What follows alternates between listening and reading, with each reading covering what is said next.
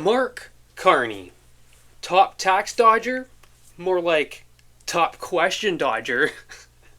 In this episode, we have Mark Carney weaseling his way out of some pretty tough questions that are pretty funny. We also have a conservative making power in politics actually interesting to watch.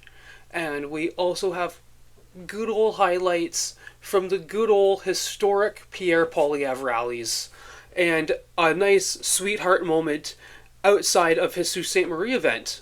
Welcome to my show, guys. I'm your host, Parmesan.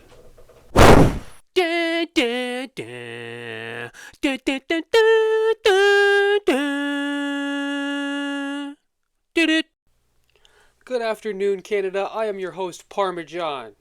Welcome to the show. Glad you guys made it because we got really important stuff for you guys all today. But first, we need to dive in to Mark Carney getting absolutely smoked by right-wing reporters, which he is suspiciously allowing into his events now. In the first one here, we gotta lay it down. He needs to respond to the Daniel Smith comments. That guy can't get away with stuff like that. Let's see what's going on here. Do you worry that making jokes about Premier Daniel Smith will contribute to Western alienation? It was a lighthearted comment. I have a lot of respect for the Premier. We've worked together, including on the agreement at First Ministers, the unanimous agreement on First Ministers of having one Canadian economy as opposed to 13, developing new trade and energy corridors. I refer to our meeting in Ottawa of 2.5 weeks ago. There is a lot of opportunity for Alberta, for Canada, and my government will spare no effort to make sure that the people of Alberta, the people of Canada realize those opportunities. Thank you. What a weasel. Somebody behind the scenes is giving this guy a crash course in how to handle a tough question. But I don't think that you're going to be able to pull that kind of a fast one over on us. We are that much through with this crap. Next, believe it or not, he cannot, for the life of him, condemn offshore tax havens. Let's get into this one. On tax havens in relation to Brookfield, you've said that you know how the world works. Should Canadians infer from that that you wouldn't condemn the use of tax havens? I have a long career in the private sector. I have a longer career in the public sector. What's important is that we have a effective tax system, and that every company follows the rules of those tax to not just the letter but the spirit of those regulations.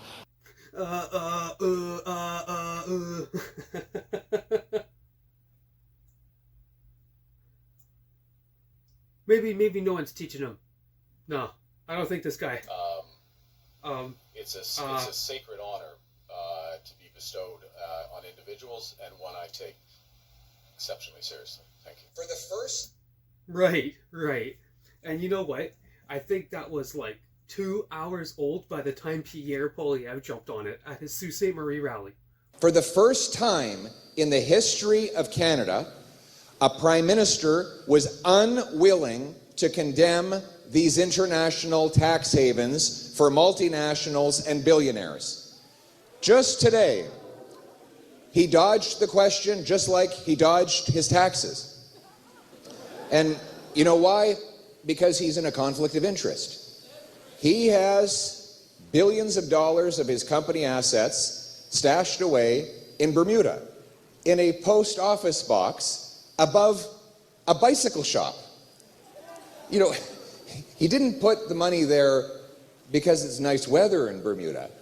He put it there because Bermuda is known as the most flagrant tax haven anywhere on earth.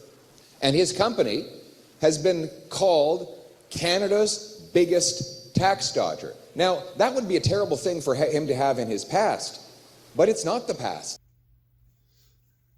I tell you guys, Pierre is going to ramp up his campaign after today. Remember, the cutoff time was 2 days ago. But by the way, the seat counts should be released today. I've been looking into it. The Liberals had 1 day to come up with 110 candidates. Okay, we'll see if they did that. That's never been heard of before. That's never happened before. So I've been looking into making sure you guys receive the information on that. That's kind of the Niagara due north story of the campaign. Right now, there is currently underway a campaign on an app called WeChat.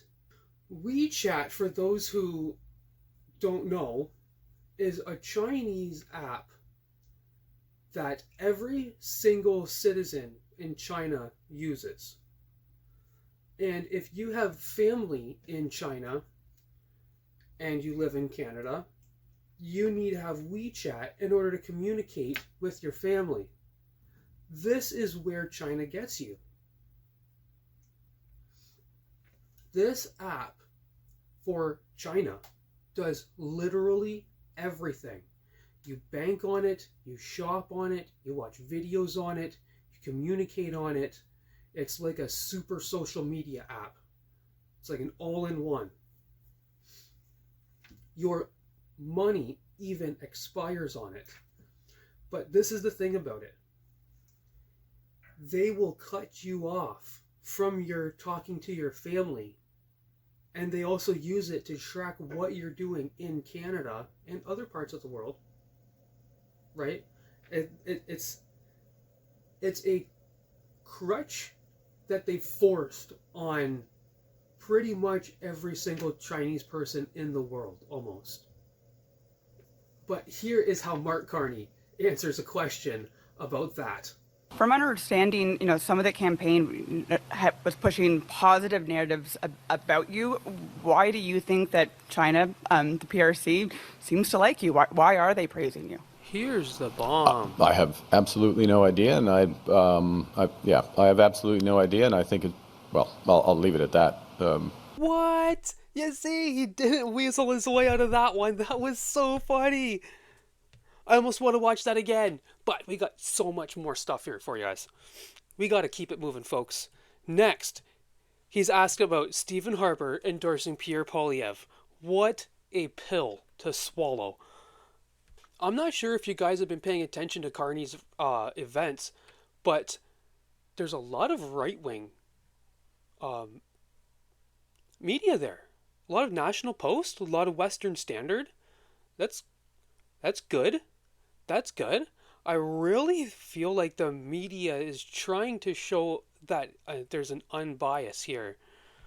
Comment down below if you want me to show you how shows like Power and Politics and Power Play manipulate viewers by what they say, how they say it, and what they don't say.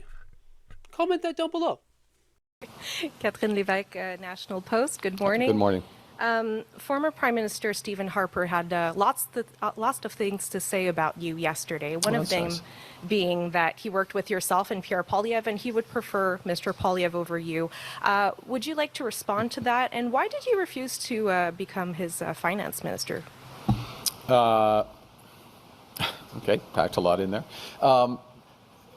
Look, Stephen Harper appointed me Governor of the Bank of Canada. I worked closely with the late and great Jim Flaherty during the financial crisis. We resolved a number of situations.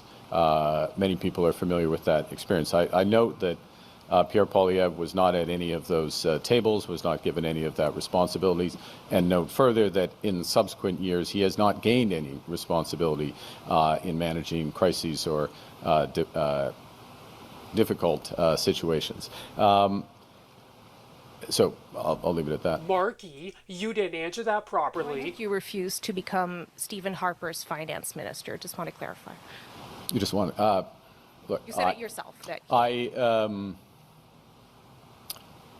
didn't think it was appropriate to move from my position into that role. No, he didn't want to give up his cushy job as the governor of the Bank of Canada, right? Because that's a job that has all the power, none of the responsibility. Come on, Marky. For our next story, guys, once again, Marky Mark rips off yet another policy from Pierre Poilievre. And you might know it, it's a senior one. I talked about it on my last episode, folks. This random conservative lady who worked for Stephen Harper had this to say. The Conservatives once again welcome Mark Carney to our policy platforms. He No. announced it a little while ago, and they're here at the party now. That's great. I think it's a good idea, no matter what, and I'm not surprised that they continue to make a play for boomers and seniors because that is the voters that are migrating their way. It's smart politics. I do candidly just want to take a little bit of exception to Carlene's assertion that Conservatives can no longer position themselves as defenders or in any way an edge on the economy. That is insane to me, given the record of the Liberal government, which has had record deficits, overspending. The budget will balance itself over the last 3 terms. So, no, I don't think all of a sudden this 11th hour conversion to all of a sudden we are economists is going to be changing Canadians' minds about how Liberals manage the economy. In terms of where they're Well, no, public opinion is very interested in, I think, Mark Carney, because you guys hide him behind whatever and they're just campaigning on his resume. Sounds great. But the reality of what he may or may not be as PM is a very different thing. We haven't really had an opportunity to vet him, and he continues not to be fulsomely vetted in my mind. But I don't think that Conservatives at any stretch of the imagination have ceded a single piece of ground on economic management, nor has Pierre Poilievre around how that's happened. If anything, you could argue it's a dead heat. Burn.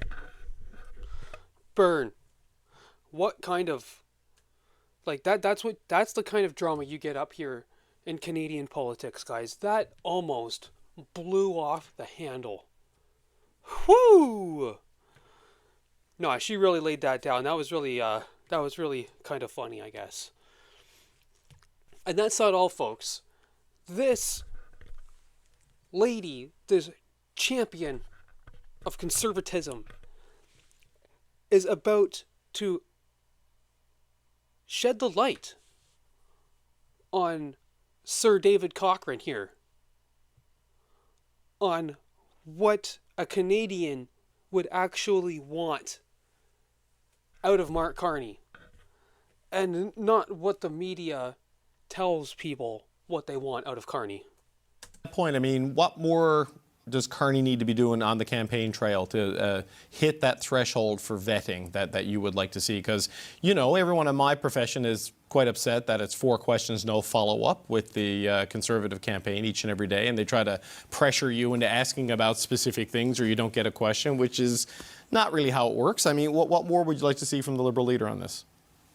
I love the Liberal leader discloses investments and conflicts. I think that'd be a basic start that he has yet to do. And the argument is, he can do it in 3 months after the election's over with when we don't know what's happening. I'd love to know where does Mark Carney live? Has he lived in Canada over the last decade? He's given a bunch of colloquial answers that candidly demonstrate to me that he doesn't know a lot about the country. So it's all great that I think he's an accomplished man who's done a lot with his life. But there's also very clear evidence that he has not been a regular person in this country. And to run this country in the midst of a crisis, I think we have a higher bar than I show up and do some photo ops and take some questions from journalists and then go away for 2 days and be PM and you can see me in some photo ops, and that's good. That's not good enough for me. Okay, all right. I want to get to Cheryl's pick, but he has complied with the. She's ruthless, folks. I don't know who let that on out, but she's not allowed back on power in politics ever again. And next for you folks, on today's top story.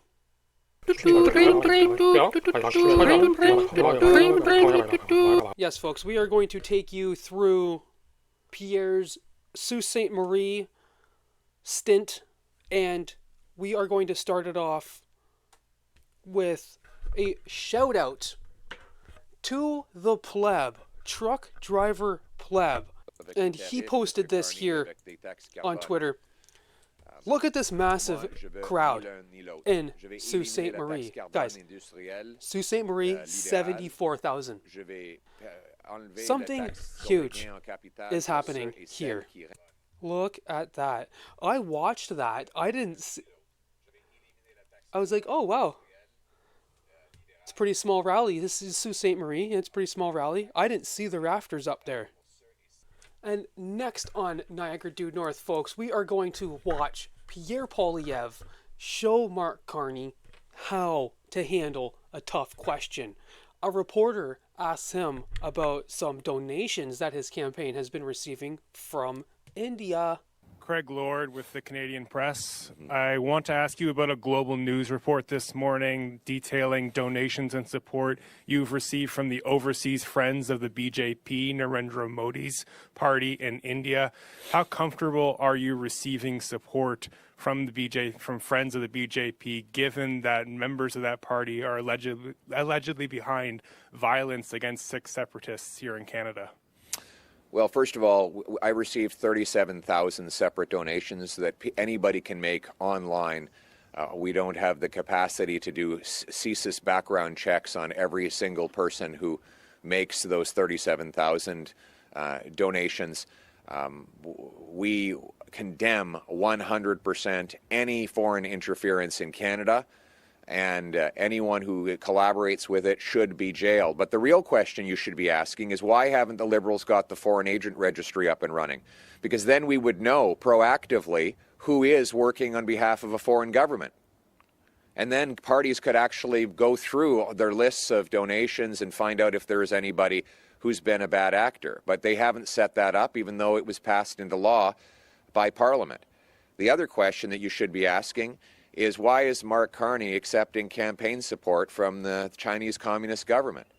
You know, here he is. He was just in China a few months ago, arranging a $250 million loan for his company, a company in which he still has millions of dollars of interest.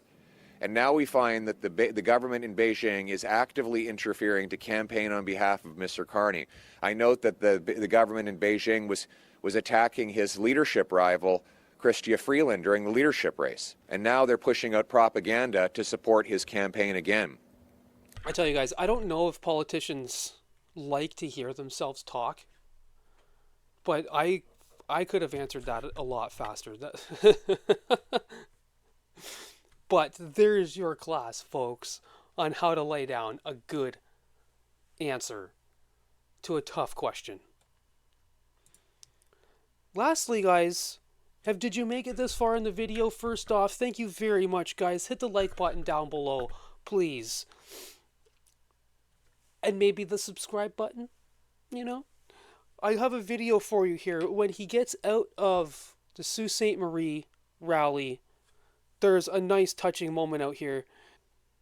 Way to go, guys! Thank you very much. Pierre! I wrote a song about Trudeau. Okay. Thank you for the whole. Thank you, Pierre. Thank you. I drove here from Timmins. Thanks, guys. Really appreciate you. Thanks very much, guys. Really appreciate that. Thank you. Thank you, sir. Thanks, guys. All of this love. Thank you very much. Great to see you guys. Thanks very much for all your hard work. Appreciate you back in services with any more of you. We're going to expand it. Right on. You can Pierre. Thank you. Flare the hair. Backing me up. Here's a picture All right, we're of going to fulfill Angie that Sweeney. hope. She was an IPD murder victim in Sault Ste. Marie. Thank you, sir. With 3 Look at young this right here, children guys. last October. This part right here is really supported important. you. She loved you. That's you, your wife, and her.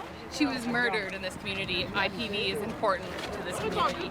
We have been affected. This is my best friend. She was murdered.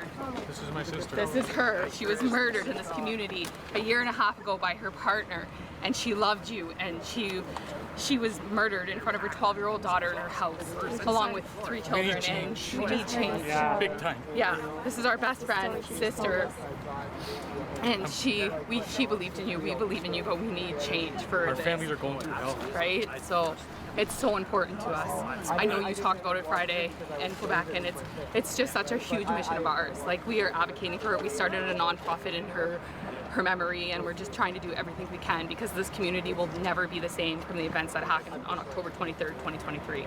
So it's just means everything for Thank us. you for starting the change. Literally. Thank you so much, guys. Appreciate it. We're going to do this change in her honor. I appreciate that. We really. Thank you, Pierre. Thank you.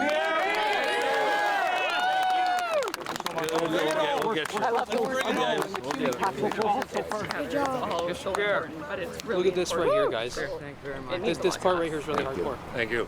Thanks, Anita. Thank you, Pierre. Thank you, buddy. I will be voting for you too. You guys keep me going. I'm very moved by this. Do you have any contact information? We can stay in touch. Yeah. Yeah, Matt will grab that. Yeah. Okay. Perfect. Awesome. Thank you. Thank you again. Big change is coming. It is. As early as tomorrow. Look out for Awesome. tomorrow. And you told me all about you. We were just meeting backstage, and he was telling me the story.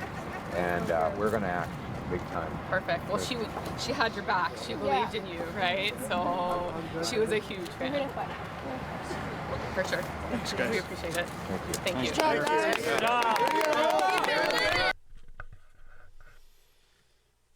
Got her contact information. What a touching moment. Wow. I'm from a small town. I love small towns. You're not a number in a small town. You know that drug addict on the street in the small town. You know that guy in the tent. You went to school with him. What the hell have you done over 20 years, man? Jesus. I went to school with you. These kinds of things don't happen in New York, Toronto. You're just a number in those places. They don't give a crap about you there. That's why Pierre's going to win. Guys, screw the polls. Too big to rig. Pierre's going to win, and it's because of this right here. This is all he needs to run on. This will beat through Trump. This will beat through the tariffs because those aren't a real problem. Guys, I am your host, Parmesan. Thank you for watching, and subscribe down below. And tune in tomorrow, please. Thank you.